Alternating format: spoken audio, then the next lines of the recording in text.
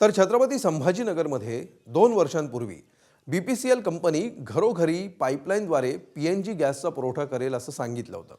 मात्र 2 वर्षांनंतर केवळ शहरातल्या काही भागांमध्येच पाईपलाईननं गॅस पुरवठा होत असल्याचं समोर आलंय। शहरातील झोन 5, झोन 8, झोन 9 या भागामध्ये या पाईपलाईननं गॅस दिल्याचं कंपनीने सांगितलंय। मात्र अनेक ठिकाणी रस्त्यापासून ते स्वयंपाकघरातल्या गॅस शेगडीपर्यंत पिवळा पाईप बसवला, मीटरही बसवले, मात्र अद्यापही अनेक भागामध्ये गॅसची पाईपलाईन आलेली नाही। छत्रपती संभाजीनगर शहरात साधारणपणे 2 वर्षापूर्वी घरोघरी गॅस पुरवठा केला जाईल अशा प्रकारची घोषणा करण्यात आली। एक उद्घाटनाचा कार्यक्रम घेण्यात आला।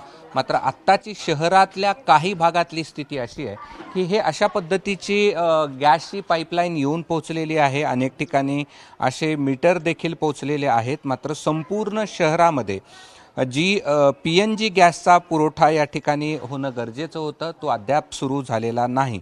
आत्तापर्यंत जी BPCL कंपनी आहे त्याचे जे MK जाधव म्हणून आहेत अधिकारी, त्यांच्याशी आम्ही या सगळ्या संदर्भात फोनवरून माहिती घेतली। त्याद्वारे त्यांचं असं म्हणणं आहे की शहरामध्ये 12,142 कनेक्शन या ठिकाणी देण्यात आलेले आहेत आणि त्यातले जे 1,435 कनेक्शन्स हे ॲक्टिव्ह आहेत आणि ज्या भागामध्ये हा गॅस सुरू करण्यात आलेला आहे त्यामध्ये झोन 5, झोन 8, झोन 9, त्याचबरोबर बजाजनगर, कुंभेफळ आणि अन्य काही भागामध्ये अशा पद्धतीची गॅसची पाईपलाईन त्यांनी सुरू केली आहे। मात्र सध्याची स्थिती अशी आहे, हे पाईप गॅस म्हणजे गॅसच्या शेगडीपर्यंत पोहोचलेत, मात्र खाली आपण पाहिलं तर खाली कुठेही त्याला कनेक्शन या ठिकाणी देण्यात आलेलं नाही। फक्त पाईपलाईन अनेक भागामध्ये या ठिकाणी झालेले आपल्याला पाहायला मिळतात।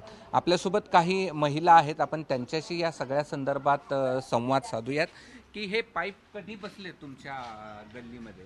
हे पाईप बसून जवळपास 2 वर्ष पूर्ण झालेली आहेत। बरं, तरी अजून अद्यापही ह्याची काही सेवा सुरू झालेली नाहीये आणि आता गॅसमुळे पण खूप सारे प्रॉब्लेम क्रिएट होत आहेत घरोघरी। कॅमेरामन धनंजय दारुंटेसह मी कृष्णा केंडे, ABP माझा, छत्रपती संभाजीनगर।